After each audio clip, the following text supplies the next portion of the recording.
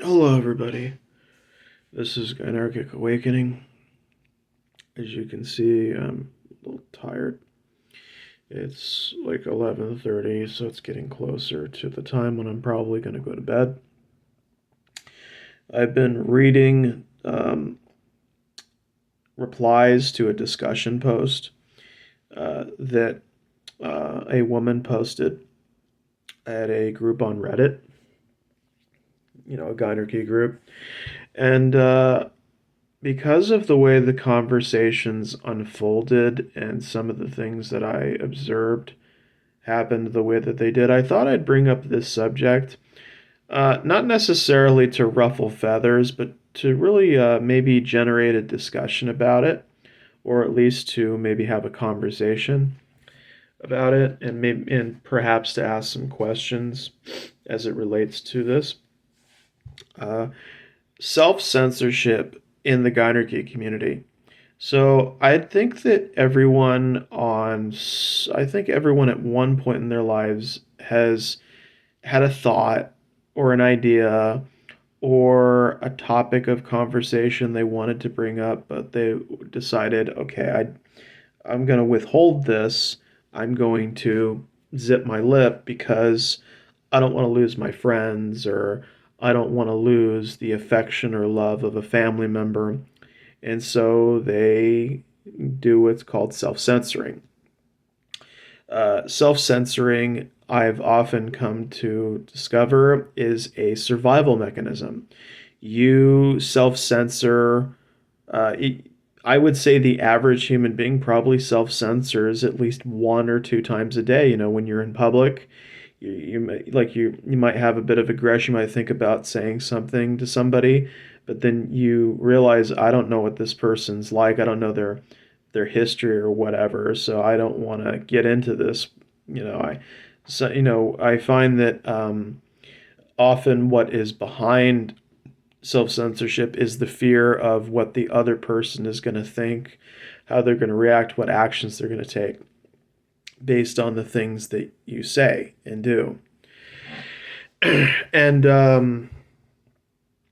one thing that stood out to me in particular was that when the primary topic was brought up, there were some individuals who, at first, they were open to talking.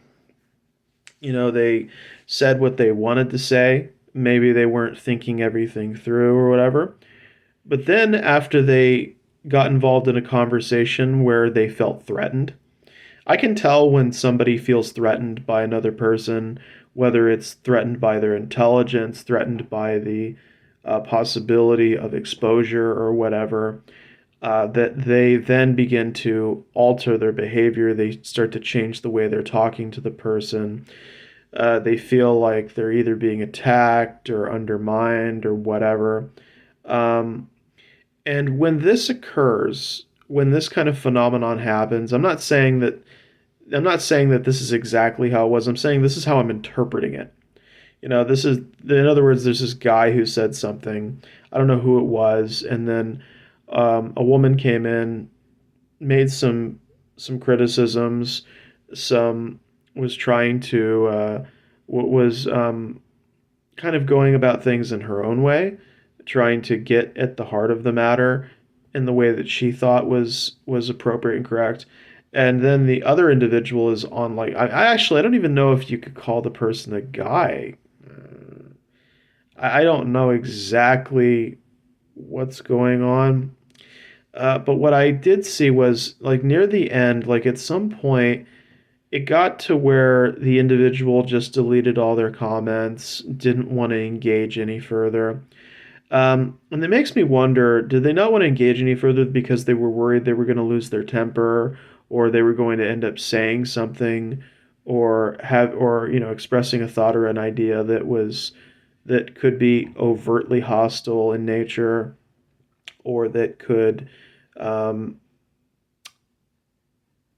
make things worse, or reveal other things about that person that maybe they didn't want to reveal.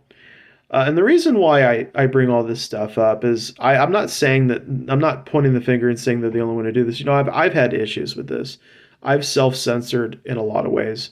And it's because I have similar fears and concerns. And some of those ended up being justified because I was banned at one of the groups. So maybe because I said the wrong thing, I rubbed some people the wrong way, I said things the wrong way, I did things the wrong way.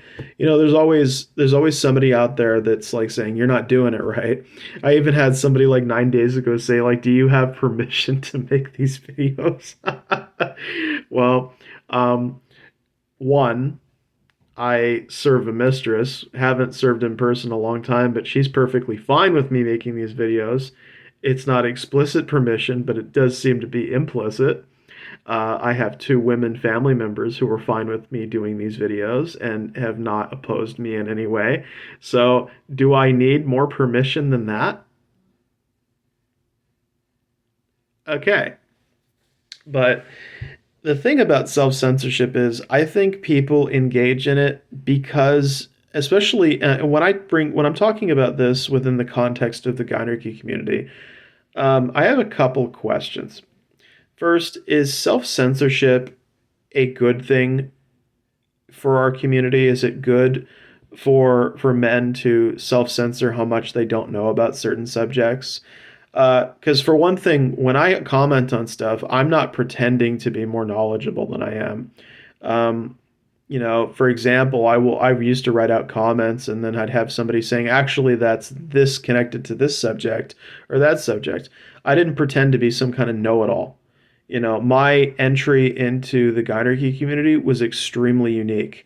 I came from an extremely conservative Republic background, and I grew to have a more diversified political thought process. Actually, not political, but rather apolitical thought process over time. I have sort of an amalgamation of liberal and Republican values. Here's an example. I don't believe in banning any firearms, but I do believe a woman has a right to choose no matter what the circumstances are. Where's my fucking party? There you go. So, I feel in many respects politically homeless. And when it comes to this particular community, there is this. I feel like because of the overlap between different communities, what I believe is I believe that there are several overlapping communities that the Gynarchy community has. Like for example, actually, how do I put this? There are several different communities that I believe are connected to the Gynarchy community. So in other words, you can be a part of the non-religious community and you can be a part of the Gynarchy community. Now, what's the connection there? And that's where you have it. And then you can have because I came from the non-religious community first. That was the first community I interacted with on the internet before going into a hate group. So that's where I started. Some people their first community was the feminist community, and so that whatever books they read, whatever academic experience that influenced their upbringing before they transitioned to maybe radical feminism or eventually to Gynarchy. And the reason why I'm saying all this is because I have had anxiety and I have had concerns about expressing the fact that I am not as knowledgeable on some of these topics as other people. That I also have anxiety about creating certain topics. I'm like, well, what if somebody's already talked about it? What if already somebody said something about it? Doesn't this seem redundant? Doesn't it make you look ignorant? But I also realize that this is part of how I express myself. Like people, I don't, I think that it's important to get your thoughts out there and to talk about things, um, not to bottle it all up. So I think I asked my first question if it was a good thing. The second thing is, let's suppose that it's a bad thing to self-censor in the community. Like, what if it's a mistake to prioritize our connection to the community over our authenticity in the expression of our individuality? What if that's a problem? Well, what do we do about it? How do we go forward with that kind of concept? Is there a way for people to express themselves authentically while also moving forward everything in a way that is intellectual, philosophical, so on and so forth. That,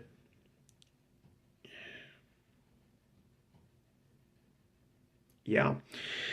Anywho,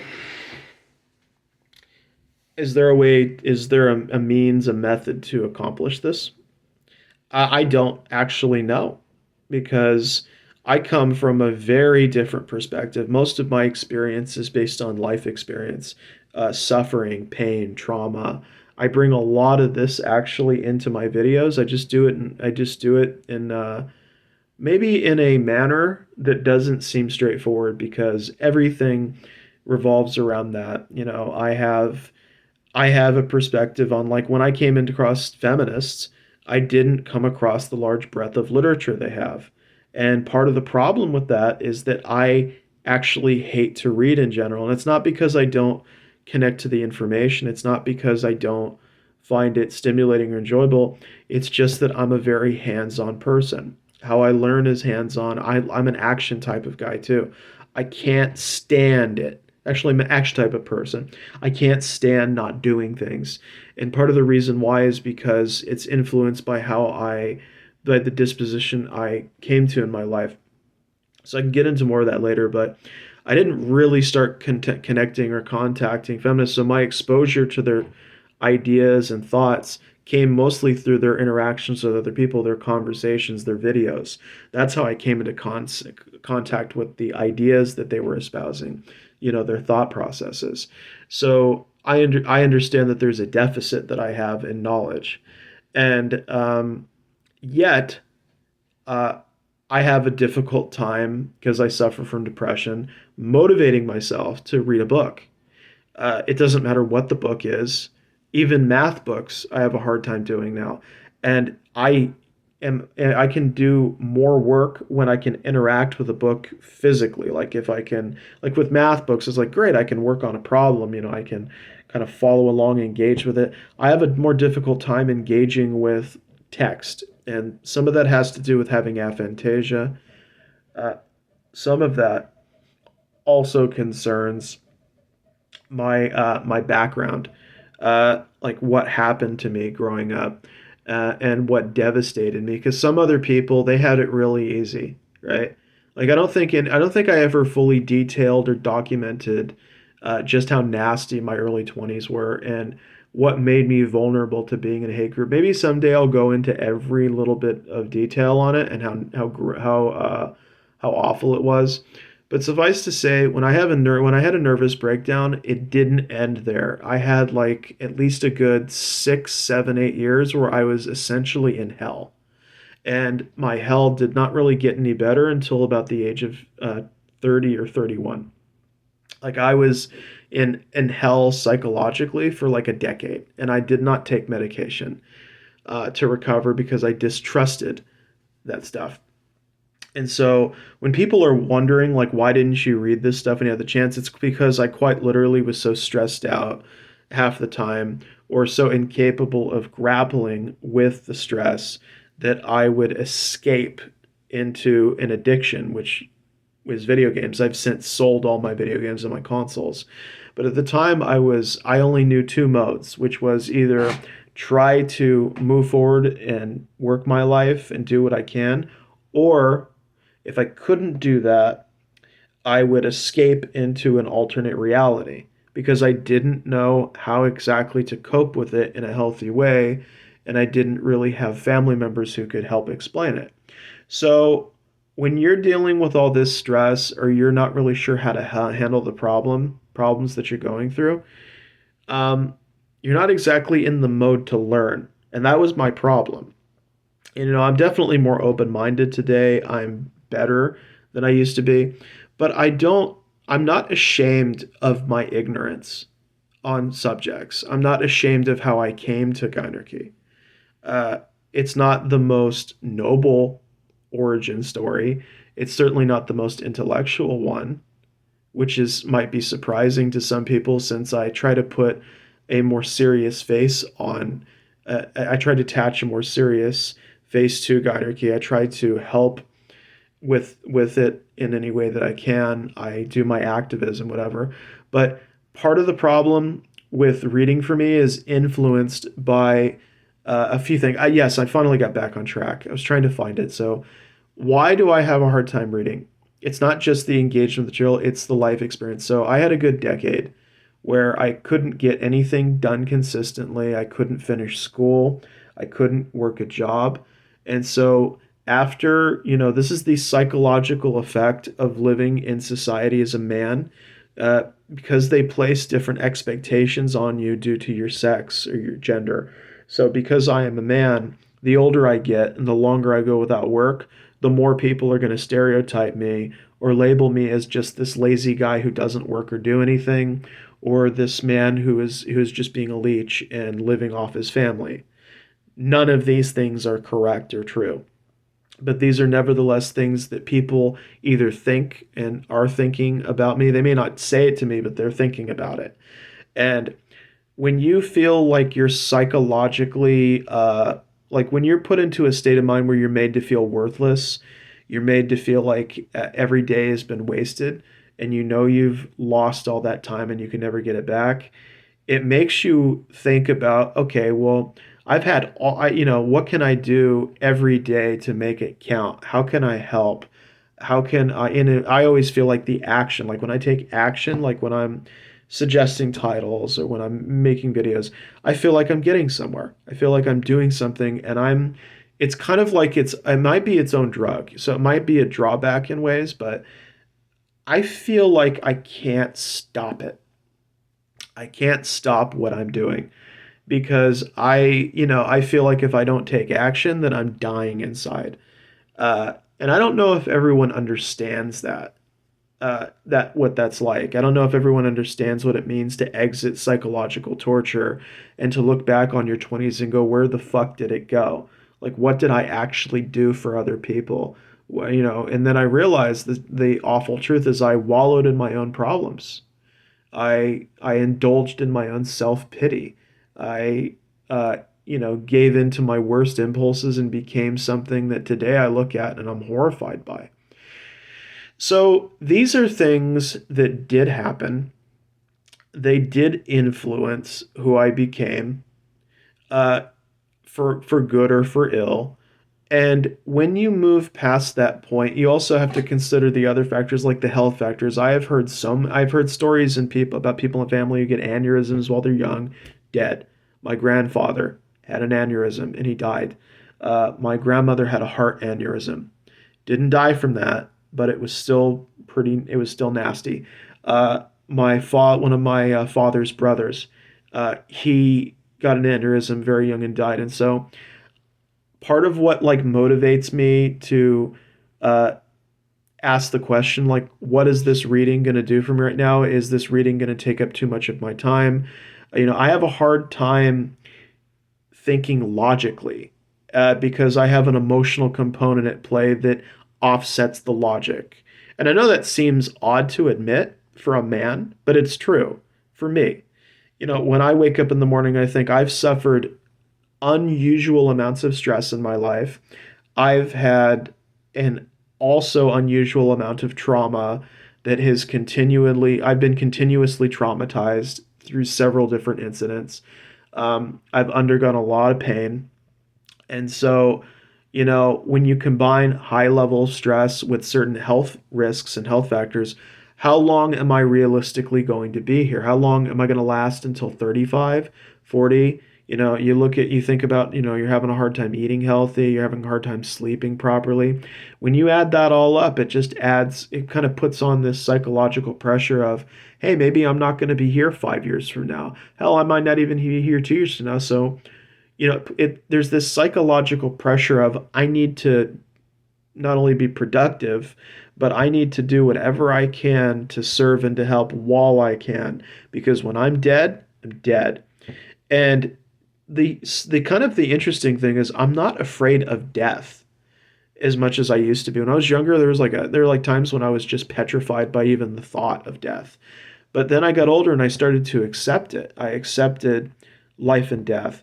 What really bothers me is what not not getting enough done. Like sometimes I'll have anxiety when I don't get something done when I want to get it done. I have this really impatient nature of mine that, like, when, for example, earlier I filmed a video and I hated it. I hated the way I went about it, and so I did another video and I liked that one better and I went with that one, but I just wanted the 15 whatever minutes. I just wanted it to go by like this. Like I have a certain psychology that makes it difficult for me to just relax and appreciate something and say, "Hey, there's probably some great ideas or thoughts in here." But I constantly feel like I have to validate everything that I do, or it has to be validated in some way, or I have to do something, or else it seems like I'll go crazy.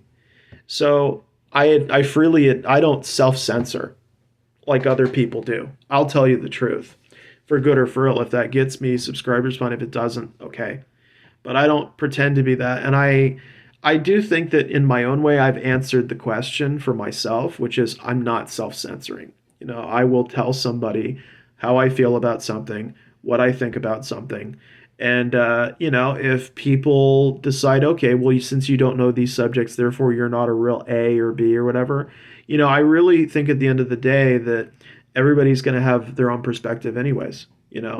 And I think a bigger question is, okay, let's say every gynarchist doesn't have an equal level of knowledge when it comes to all of these other subjects that they ought to have knowledge of. Does that mean that they are not as useful or as valued in the community, or that there's no real place for them? I mean, I think that these are all concerns that some of us do have. And I think that this is why some people may self censor. I mean, there's also, the other side of the eye too, which is I imagine this to be true, but I want to ask the Gynarchist women this because I think it's important. Do you self censor, find yourself self censoring sometimes because you feel like if you're too mean to guys or in the community, or if you're too critical of them, that you're going to drive them away? I don't know what the answer to that question is. I know that there are times when I'm reading men's comments where I'm almost thinking or feeling like there's something they want to say, or there's something more they want to say, but they're afraid of what will happen if they say it. And I think that the deep need for community within within the Gynarchy community, I think Gynarchists have a deep need for it because they don't get it in their personal lives more often than not. Like I have to go online to find them. I have to go online to interact with them in any way. So I wonder how I do wonder at the end of the day how much expression they're sacrificing just so that they won't feel alone anymore. Uh, Maybe this was a bit too personal, but I did want to kind of air that out a bit. If somebody would like me to go into my full history of how I became what I am today, I can go into that. One of the only rules is I'm not going to mention any specific names because, again, I don't believe in inciting violence towards people, even if they did negative things to me. I don't do that stuff. Um, I try my best to learn from the mistakes of the past and from other YouTubers, and I hope that going forward there can be. Yeah, I think I'm done. I'm starting to fall asleep. I can feel my eyes shutting on me. I hope that the point has been made. But what does everybody else think? How much does self censorship? How much does that factor into how you interact with the Ghana community? And yeah, uh, let me know what you think, please. I'd really appreciate it. And I hope everyone has a blessed day.